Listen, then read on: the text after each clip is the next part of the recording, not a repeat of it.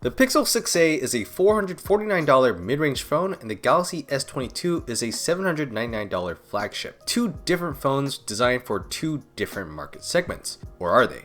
They both have 6.1-inch displays, relatively compact designs, flagship processors, great cameras, long-term software support, and their makers are two of the most representative brands of Android. Even with the big price gap and the cheaper Pixel 6a missing a few features, I can still see a lot of people struggling to decide between these two. And that's actually me right now, trying to decide which phone to put my SIM card into long-term. Watch the rest of this video and find out which one I'm going with. First off, let's compare design. The Pixel 6a and the Galaxy S22 are both in the relatively smaller phone category. Besides the new Asus Zenfone 9 and the iPhone 13 and 13 mini, there are a few other options in the market that are easier to handle one-handed than these devices. Both are very convenient to handle, but I would definitely give the edge to the Galaxy S22. It is the thinner and the smaller of the two with a shorter, narrower body, and the flat edges make it even easier to hold. The buttons are also slightly easier to reach and press. I would also say that the S22 has a much more appealing look and feel because of the matte glass material and the aluminum frame. The Pixel 6a also does feel like a high-end device with its very glass-like plastic back, aluminum frame, and solid buttons, but the S22 does feel like a more expensive device, and that's because it is. I personally don't think looks are worth spending $300 extra on, but the S22 definitely feels like the more compact phone and much easier to handle. So if that part's critical to you, it might be worth spending the extra amount. On the surface, the 6.1-inch displays on the S22 and the 6a are very similar. They're both 6.1 inches diagonally with 1080p resolutions and nearly identical aspect ratios. But considering the price point, of course, the S22 has smaller bezels and a much higher tech display. Compared to the 6a's standard 60Hz OLED display, the S22 has a 120Hz AMOLED display. The S22 also has an ultrasonic in-display fingerprint sensor, while the 6a has an optical one. The S22 has Gorilla Glass Victus Plus protection over the 6a's Gorilla Glass 3, so the S22 is way less prone to scratches. Obviously, with the price difference, the S22 does have a much better display than the 6a, especially because of the difference in refresh rates. But honestly, in actual practice, I really didn't have much to complain about for the 6a's display. While the S22's display does seem much more vibrant, brighter, and excellent contrast levels, the 6a's OLED display isn't too far behind and provides a relatively similar experience. The S22's ultrasonic fingerprint sensor is so much faster and doesn't have to blind you at night to get it to work, unlike the 6a's optical sensor. While I personally had some huge problems with the Pixel 6 Pro's optical sensor, it looks like Google made some big software improvements because I found the 6a sensor to be much more reliable and I don't really have a big problem with it. The difference in refresh rate is something that was definitely noticeable, but not as much as I was expecting. Besides scrolling through my app drawer and recent apps view, I really didn't notice the lower refresh rate when launching apps and scrolling within my everyday apps. When switching from the S22 to the 6a, the switch was a bit jarring for the first 30 minutes or so, but my eyes and brain got used to it pretty quickly. That's probably also helped by the 6a's great performance from the high-end Tensor chip, which I'll talk more about in a bit. The only time I really noticed a lower refresh rate again was when I revisited my S22 and the display felt so much smoother. The refresh rate difference is definitely noticeable, but the 6a has changed my mind a bit on this debate to the point where I feel bad for my 5a review, which I criticized the lack of a high refresh rate display. If you're someone who is fully on the train of I'm never going under 120 Hz again, yeah, definitely avoid the 6a, but if you're open-minded about it and don't want to spend the extra money, the 6a also has an excellent display and I personally don't think the refresh rate is a deal breaker. Considering the huge price difference, I'd say the display comparison is a tie.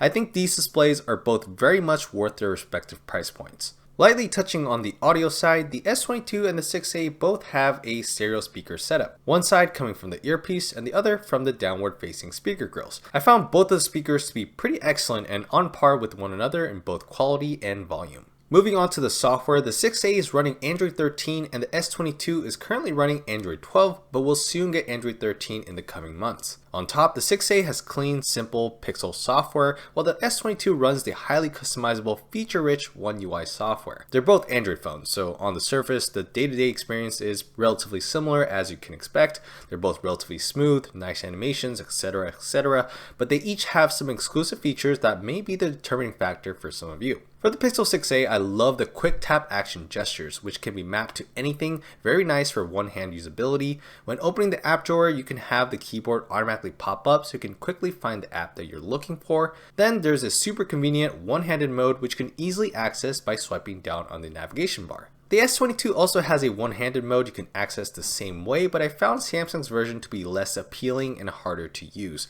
With that said, One UI is so much more customizable and you can tune it to your needs. For example, you can enable and customize this edge panel to do some real multitasking, whether it be a pop-up or split screen. Super useful when searching up something while watching YouTube or pulling out my authentication app for verification. One UI also lets you customize your lock screen to accommodate your wallpaper or just your general look and feel. The Pixel doesn't let you do that, and there's just a giant clock blocking your face if you have that as your wallpaper. I also much prefer One UI's notification shade. You can have the brightness bar showing with a single swipe, and the use of space is so much more efficient here than the Pixels. It really depends on what software features you deem more important, but I personally much prefer the feature-rich benefits of One UI over the Pixel. It makes for a much more convenient daily device for me. This isn't a price thing either. You can find all these advantages on mid-range Samsung phones as well. Thankfully, both phones get excellent software support for a long time, so the 6a is actually more worth it in that area considering it's much more affordable.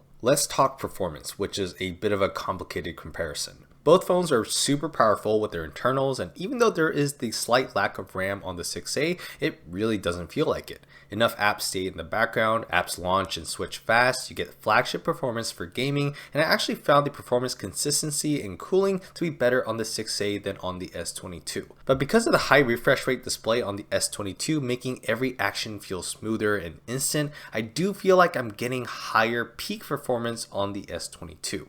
So better consistent performance on the 6a and higher peak performance on the S22 with a few noticeable slowdowns. The best way to describe the difference is that while the S22 feels a lot smoother swiping through the home screen and scrolling through apps, when you open the camera app and start taking a few quick pictures, you'll notice some shutter lag. Then the phone heats up a bit and slows down just enough for me to be mildly bothered by it. On the other hand, the 6a is still smooth for a 60Hz display and the speed of the OS is just consistent. Let's say you're on a bunch of social media apps, then you open the camera app which launches much faster than the One UI version, take a few quick pictures without much shutter lag at all, and you go back to your daily life without being bothered by it. I've only noticed some heating issues when taking long 4K videos, but that's also the same story on the S22. All in all, I honestly think the 6a takes the cake in performance here. Personally, the S22's heating issues and shutter lag are noticeable distractors, and so I prefer the consistency on the 6a, even though it might seem slower due to the refresh rate. Now, that might be different for you if 120Hz is a must for you, but that's just me. Related to camera stuff, let's compare the cameras. In terms of hardware, the S22 beats the 6a in almost every sense. This is a triple lens camera system with the latest 50 megapixel main sensor, 10 megapixel telephoto, and a 12 megapixel ultra wide. The 6a has a dual lens setup with an older 12 megapixel main sensor and a 12 megapixel ultra wide. Megapixels and sensors aren't everything, but you can definitely get better zoom and a higher level of detail on the S22 for both standard wide and ultra wide images. The 6a takes really nice shots too, especially due to Google's excellent post-processing. I also tend to like how the S22 processes hair and facial features than the 6a. The 6a tends to over-sharpen and over-contrast faces a bit, and the same treatment applies for hair as well, making black hair look more gray than it needs to be. Overall though, standard wide shots of objects, buildings, and such perform very similarly between the S22 and the 6a. I really like how these phones take photos during daylight and nighttime. In terms of the front-facing cameras, the S22 has a single 10 megapixel camera while the 6a has a single 8 megapixel camera. There's not too much of a difference in detail for selfies, but my criticisms on the 6a's portrait camera style apply here as well. The S22 was much more pleasing to use when using it for group portraits.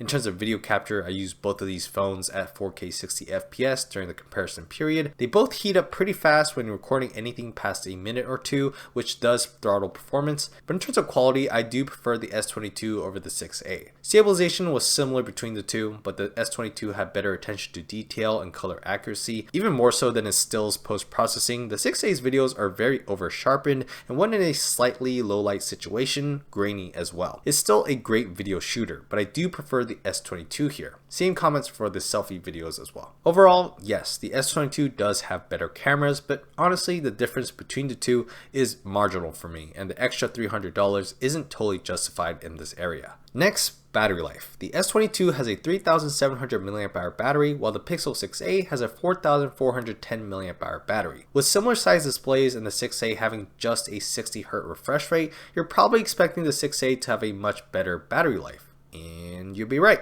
The 6a is definitely a full day phone. I wouldn't say it goes anything past that, but I can comfortably make it through the day until bedtime without having to charge it twice in a day. The S22 had pretty mediocre battery life. I think I always had to charge my phone again by around 7 or 8 p.m. Screen on time isn't a great measurement, but I got around 3.5 hours on the S22 while I got around 5 hours on the 6a. On the other hand, you do get much faster charging times with the S22 as it's capable of wired 25 watts and wireless 15 watts, while the 6a can only get up to wired 18 watts with no wireless charging. So when I did need a quick charge, the S22 was much more reliable than the 6a. All in all though, there is no competition here. The 6a has much better battery life. Putting everything together, the Galaxy S22 and the Pixel 6a are winners in their own categories. The S22 is a better small phone as it is smaller, easier to use one-handed, has a better display and cameras, and I do like the software better. But as an overall product and package, the Pixel 6a is a much better buy.